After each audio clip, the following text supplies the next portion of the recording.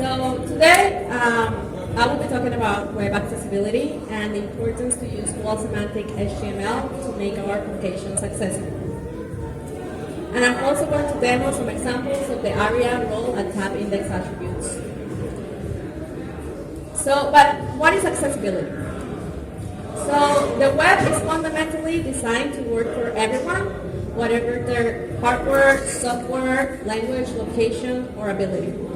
It's about building our applications for all users without excluding anyone or preventing abuse of our application. So the CDC reported for 2019, 61 million adults in the U.S. have a live with a disability. That's 26% of the adult population. And that's one in 4 adults have a disability here in the U.S. So that's a really big chunk of probably users that could be using your product right now. So what type of disabilities are there? So we have visual, which are users or people who will have maybe blind, but not only think about the blind, but also about the relatively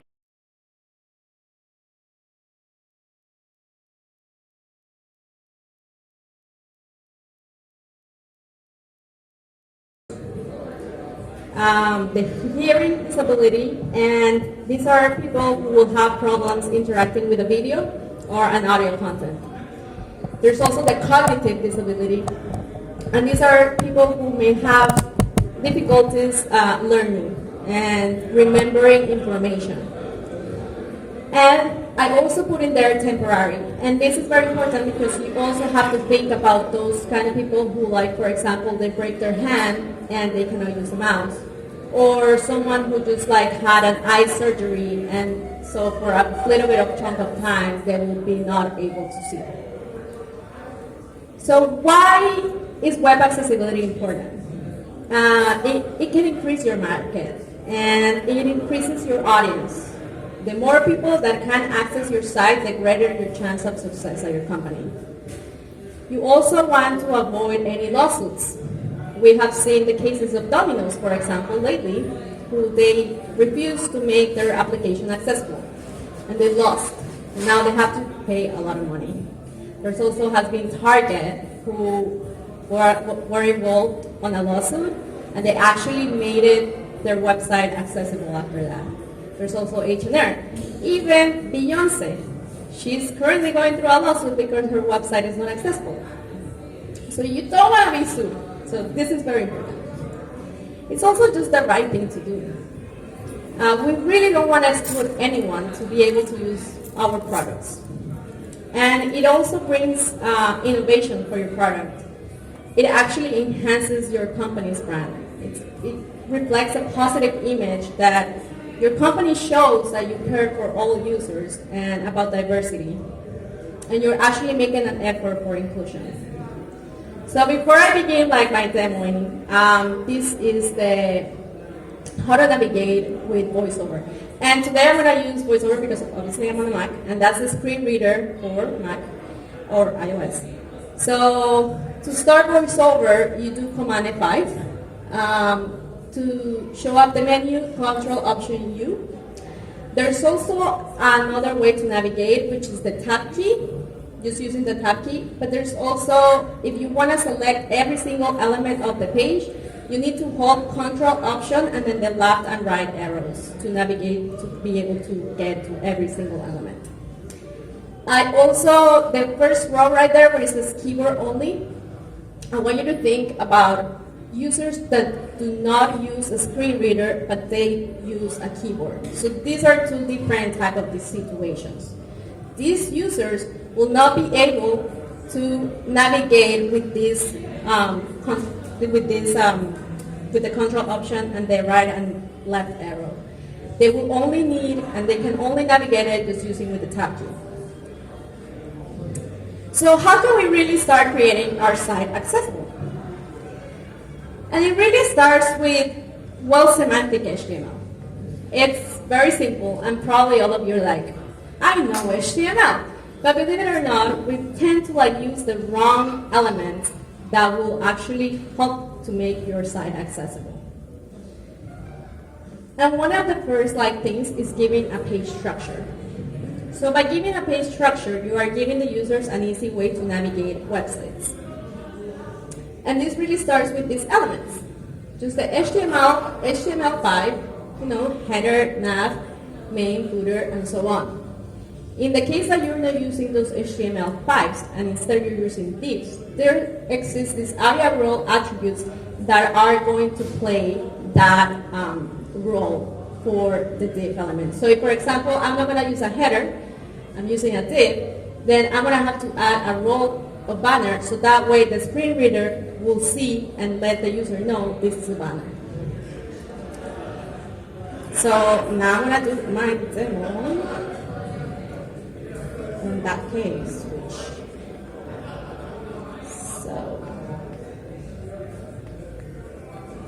this is going to be interesting because I'm going to have to mirror displays and so on.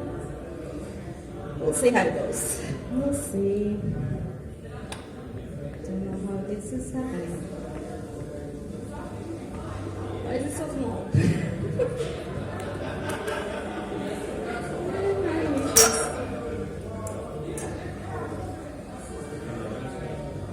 I don't know what is happening. Why is this so small? Ah, yeah. Okay. There we go. Never mind. And I'm an engineer and I work with computers. So, okay. I'm going to start Voiceover. And I'm going to show you the example of page structure. So, to start Voiceover is Command F5. And this is going to get very loud. Well, no. Hopefully you can listen what it says. It's the party.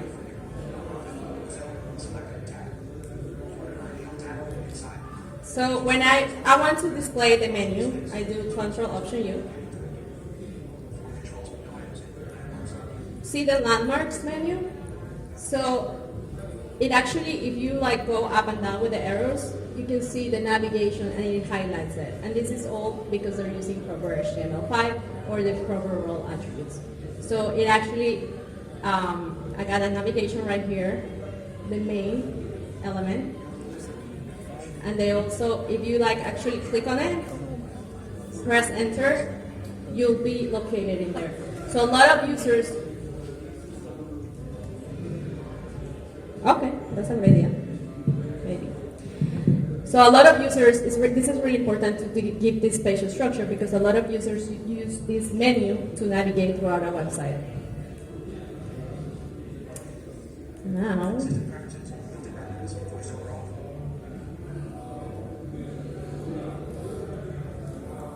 the same situation happens with headers, and you also give the page structure by using the correct heading. It's not recommended that you skip a heading. You wanted to give it the proper structure with a header 1 followed by a header 2 and a header 3 and so on.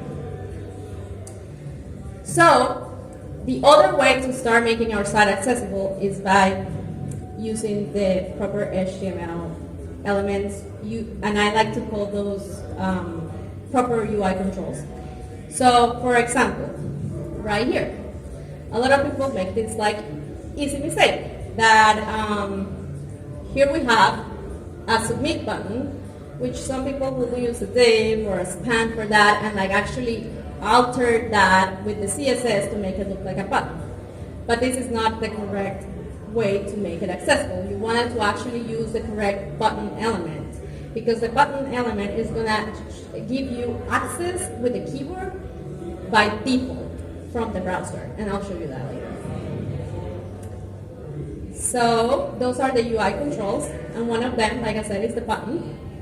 So by default, the browser actually gives us the ability to tap into the button, and it will give a focusing there. It also gives us the chance to do that click event when we press enter or the space key.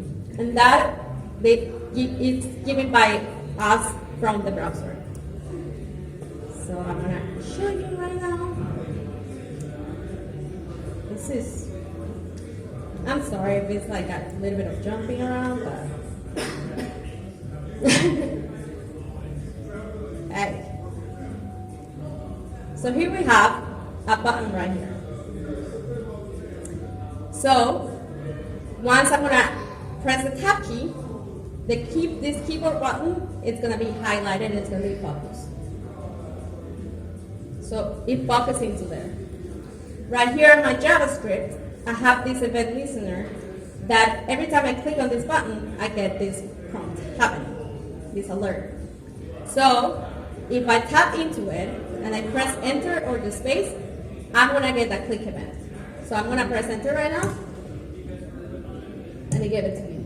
I'm gonna press space key, and then it gave it to me. And this is all happening with using just plain the button tag. And this is all coming from the browser. Another UI control are anchor tags. And with anchor tags, it gives you the access as well to tap into it, and it's gonna get the focus. So I'm gonna see it, it's highlighted, that accessibility. And when I press enter, it's gonna send me into that link. Again, all by just using the proper anchor tag. That's it. And then forms. Forms are also, if you're using the proper HTML, you're gonna get a mix of functionality from the keyboard. It depends on how you build the form. So for example, right here, this is just a text field, and how I have it, I have an input and a label. So I want to have the relationship between this label and the input. And how do you do that? It's by having the ID matching the core attribute of the label. And why is this important? Because the moment that I'm gonna turn on the screen reader, the moment that I'm gonna tap into this, the screen reader is gonna tell me H text field. So why is this important? Because we don't want the user to tap into this label and then go into the input, so you're like avoiding an extra step. For example, I'm going to turn it on. So Command F5. I don't know, can you hear it? So I'm going to tap into it. So it says H edit text, as you can see right there. So I don't need to get the focus into the label. I just need to have the relationship between that label with the core attribute matching the ID of the input. Some people don't want to use IDs every single time, and a new thing that I've noticed that people are using is that they're actually wrapping the entire input inside the label. And that's another way to do it. So you can avoid that core attribute and that ID attribute. The only problem with that is that one of the screen readers that are very popular is called JAWS. JAWS is very outdated, so they don't handle that well. But it depends what your company wants to test on things. Like for example, at Alkami, we just decided and made the decision of if it works on screen reader, on Voiceover, on iOS, we're good. So it's kind of cover us still legally, and actually a lot of users that uses a screen reader are going more into using a Mac. So in this example right here on this drop down, so right here, this is my label. Again, my core attribute is matching my ID attribute of the select. So when I tap into it, it's going to read favorite food, and then it's going to tell me what this drop down is about. So it actually tells me this is a collapse thing that I need to open it. And I get all these, I can open it with the enter, with the space, sorry. It actually tells me how many elements are inside this drop down. I can go up and down with just the arrows. And I can actually select one. All this with using this proper shift. Same with the checkbox right here. I'm having the relationship, as you can see, it's all a pattern with the core attribute matching the ID. I can actually select it by pressing the space and uncheck it. Same with the radio buttons right here. it tells me how many ready buttons are. I can navigate with the arrows. And all this just by using this proper HTML. You don't need to build any like weird JavaScript to get all this functionality. You just need to use the proper elements, which is something else.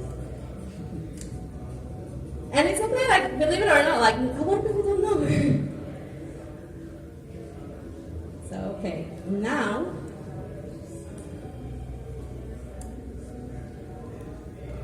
back to my UI controls, which I already showed you, the buttons, the links, and the forms.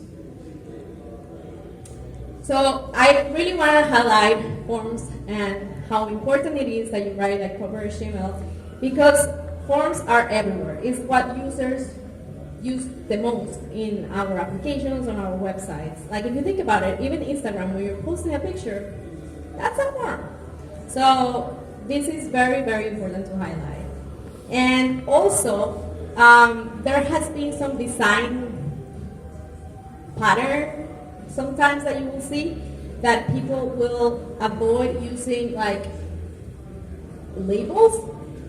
So as you can see on these two different forms right here, that one has the labels matching the input, and then in this one they're using the placeholder as a label, and this is actually bad practice because you have to think about the users that have cognitive disability.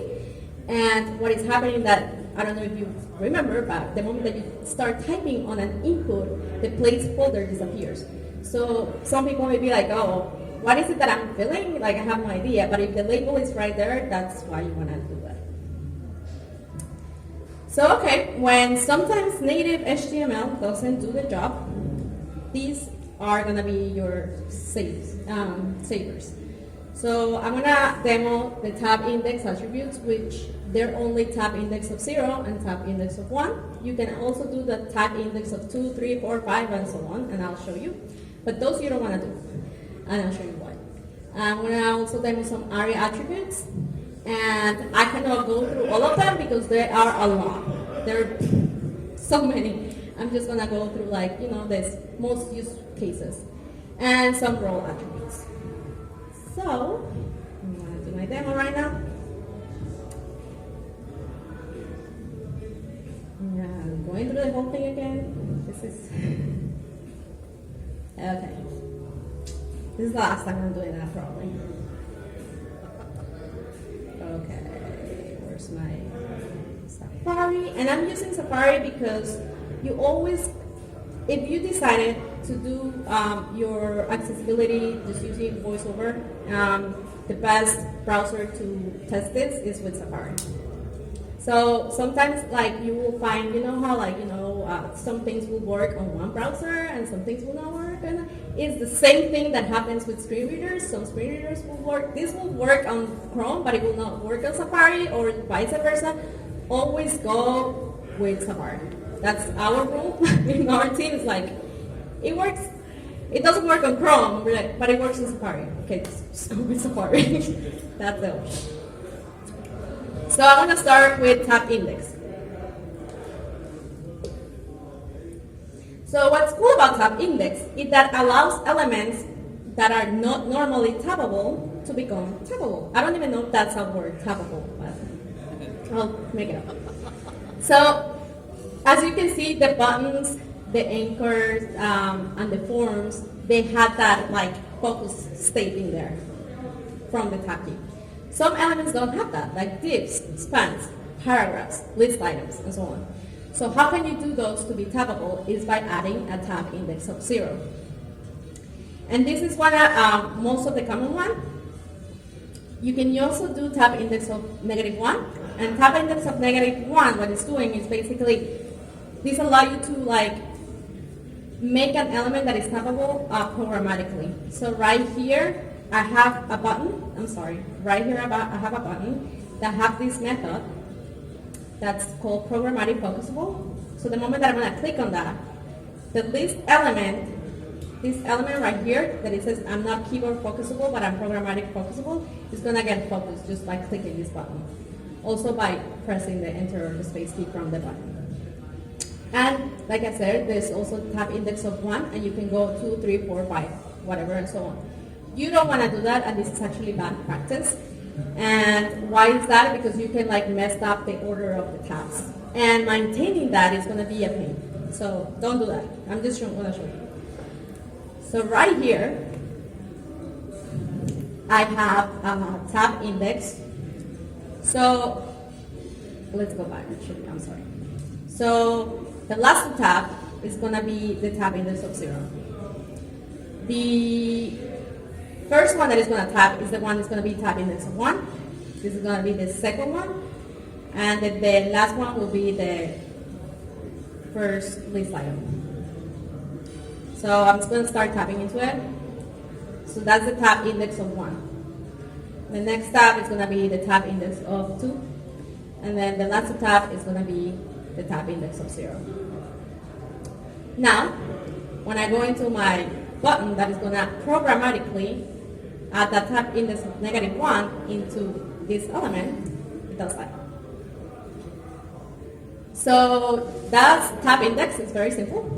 And yeah. So now let's pretend we're building, day-to-day components. And in this example right here, you saw the button, how it behaves. So, you get the focus right there, and you saw that Voiceover will read the text inside this button. So in this case, when I turn on Voiceover, it will read submit button. But what happens in this case right here, when there's no text, we need to let the user know what is this button about, right? Because there's no text. We can see it is a delete, but what if someone who's blind who cannot see what it's about? So in that case, this is where we actually use an Aria label. So the Aria label, I gave it into my button element, and I gave it the functionality, like the description of what this button is about. So I just gave it like a delete. So the Voiceover is going to read delete button. So Aria label overrides the text inside your button. So if you have an Aria label, you don't need the text inside. So I'm going to show you right now.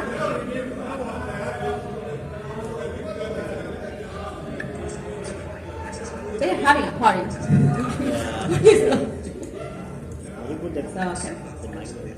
So you can see it says submit button. Now I'm going to tap into the delete. So make sure you read because you're not going to. So it tells me delete button. And that's just with the Aria label. So if you don't have the Aria label, this is just going to say button.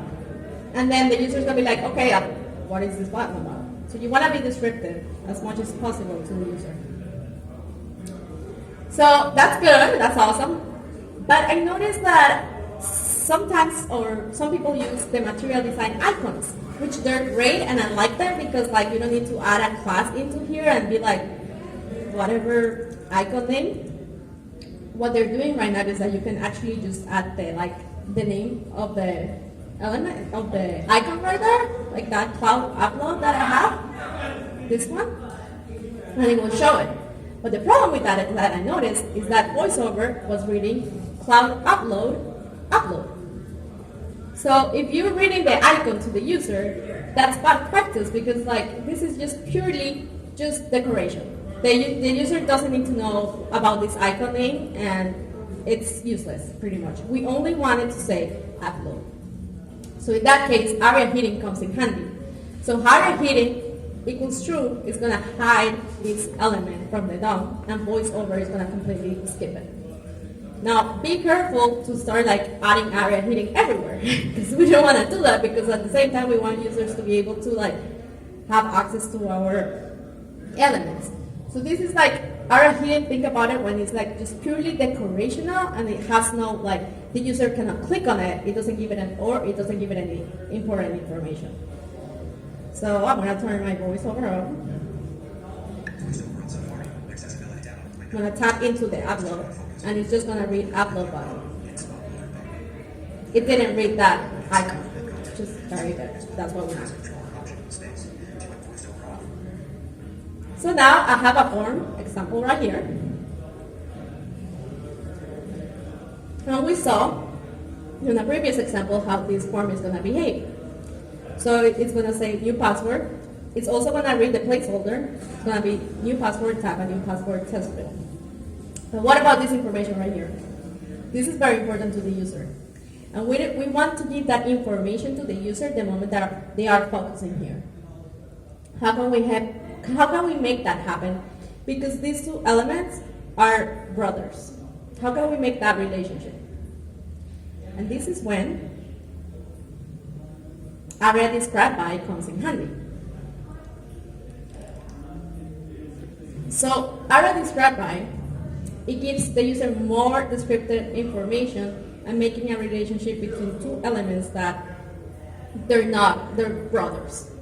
So right here, on the input field, I added an Aria described by, and this value matches this ID value, as you can see.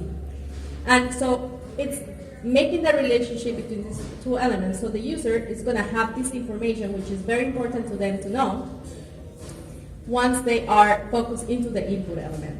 So I'm going to turn my voiceover on. Voiceover on Safari. Accessibility and read more. Collect, type new password. Required. Secure edit text. Password must be 18 characters. See that? They don't need to focus into this text. They're going to get all the information from just being on the form.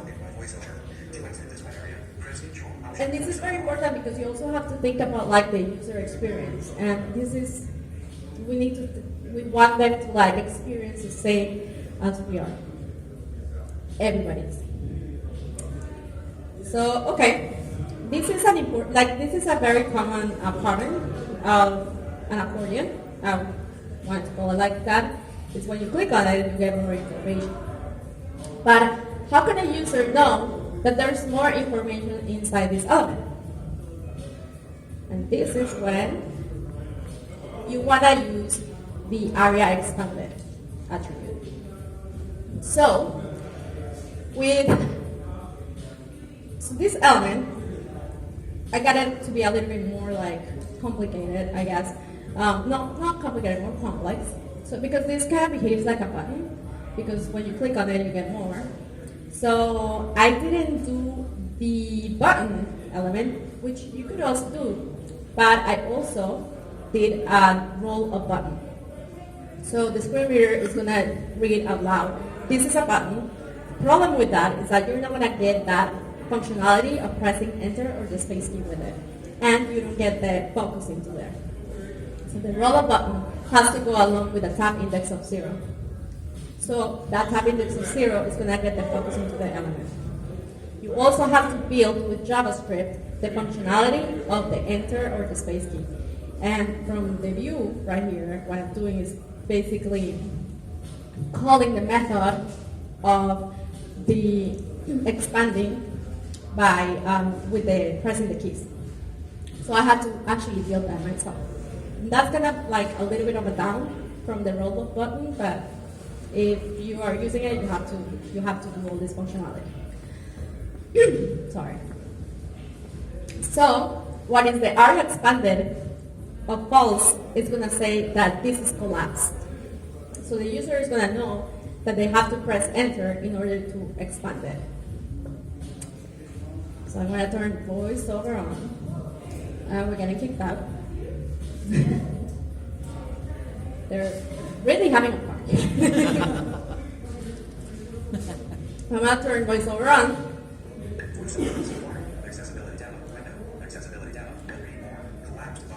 So you see it's telling me collapse. So the user knows, okay, there's going to be more information in here. So I press enter. So it says that it's now expanded. And there's a little bit of controversy in here. Some people say, well, if they press enter, I think the focus should move into the information that is expanded. Some people say no, and some people say yes. It's kind of like a preference, I guess, and what you as a team would decide to do. We at Alkami decided not to move the focus unless it's they want to like actually move into there because they actually made the decision to move into the element inside.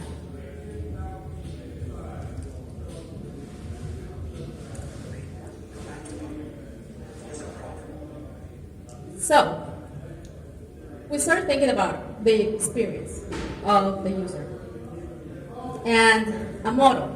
So when you think of a model, you click on it, and then you kind of get like this new screen on top of it. And what I built right here is that the experience for the user that is using a keyboard, once they press enter, the focus is going to be into this closed element. In the closed element from there, it's going to read all the information that is inside that model. This is purely just like text. So what I'm doing is that the voiceover is going to read all the text inside the model, and I stay the focus into the X for closing because, again, it's purely information, and the only action for the user to do is just close the model. So the moment that they close the model, the focus, I made it with JavaScript that it goes back into the button. And why I'm doing that is because if you don't do that, the voiceover is going to lose where it's standing in the DOM. So the user is going to be lost. So you always want them to have the same experience. And then, so right here on my model, I'm sorry. So right here on my model, I have an area described by and an area labeled by. So these are going to read everything inside the model. So I have model title that is going to read interesting title. And then model description that is going to read all the description. And also, right here somewhere, I'm handling how like the focus, once I close the model, the focus goes back into the button that triggered the model. So I'm going to do the example from an A5, the open model button.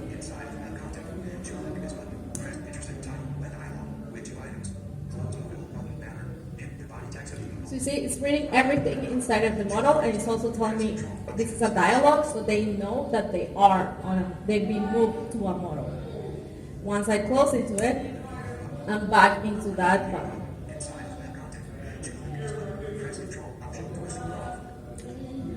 So, on this situation, also I want to highlight how I use the role of dialogue. When you use a model, this is very important to do because they know that they be moved into a model. So how are we on time? Yeah? Okay. So, okay. If we're good on time, there's another example, and these are lists. So lists. This is so, and why do I make that face is because there's so much functionality that you actually have to build from a list. And when you're using a list, you want to build with JavaScript. Unfortunately, you have to build all this. Actually, let me open this on Chrome so I can show you. You have to build the functionality of the user being able to navigate through this list with the up and down arrow. So you have to actually keep track on where the user is typing. So right here, the entire UL element has a roll-up list box, has a tab index of 0. So the focus is never going to move from the UL element. It's going to have that focus right there. But with JavaScript, you need to build the functionality of going up and down with the arrows. Each list element has that roll-up option. So I'm going to turn it on, and let's see how this behaves. So you see how the focus is outside of the UL, and I can go up and down. Child-friendly parks, 2, 10. Proximity and child-friendly parks, 2. Proximity and grocery shopping, 3 of 10. Also, this Aria active descendant, it's matching where I'm standing. So I'm on like proximity 3, I'm right here. So you need with JavaScript also update it and keeping track where are you standing on the list.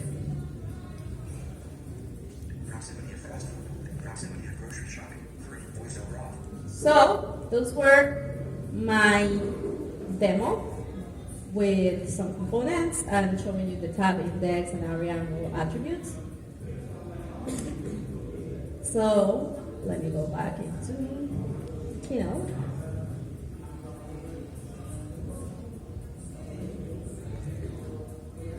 So I want to talk about also about the accessibility audit tools.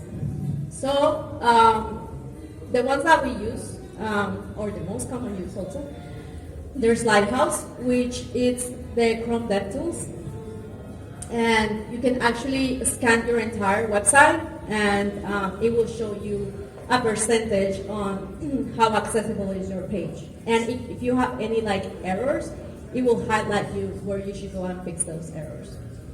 Same with Axe. Axe is a browser plugin. It behaves the same way. It scans the page and it will tell you like any issues on accessibility that you need to solve. There's also the color contrast. If any of your color contrast is failing, I like to go to this website that I'm going to show you now. And on that one, it's going to tell you the percentage of the, not the percentage, the ratio of your color contrast and how you can fix those.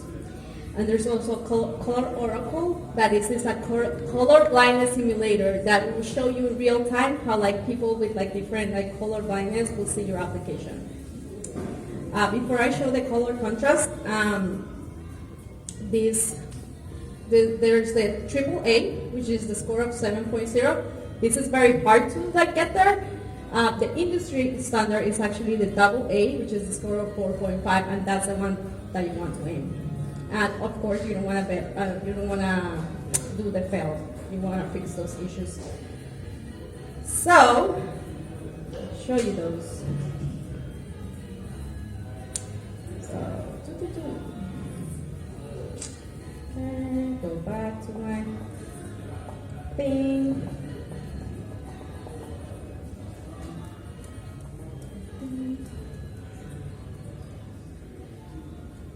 Actually, I'll show you my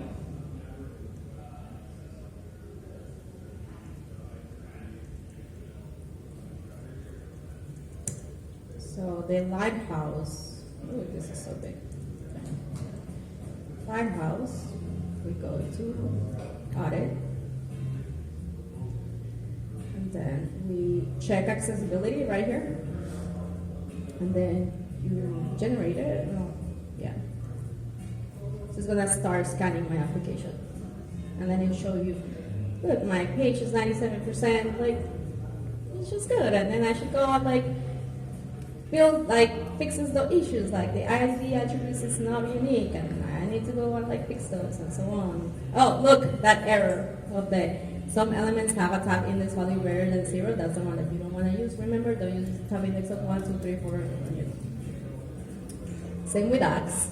This is the Axe plugin, and you analyze it, behaves the same, it will throw you the errors, and you can actually highlight them, and it show you where the errors are. So I want to show you like an example of a color contrast issue. So, wait, actually here. So let's say that all my headers are actually yellow. I don't know why would I make it yellow, but I like to show you an example.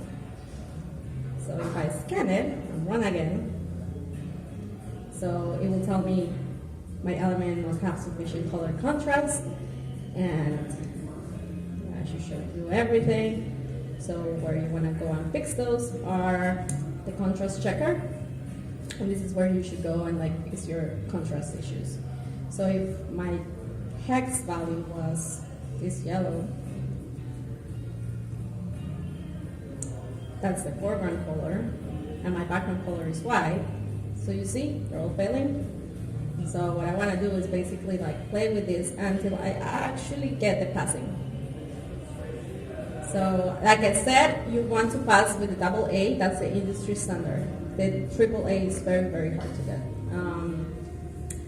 So what's cool about this also is that it can also show you like on the bold and how if it passed, if it's in bold, and so on. And the color oracle, which I thought I had it open.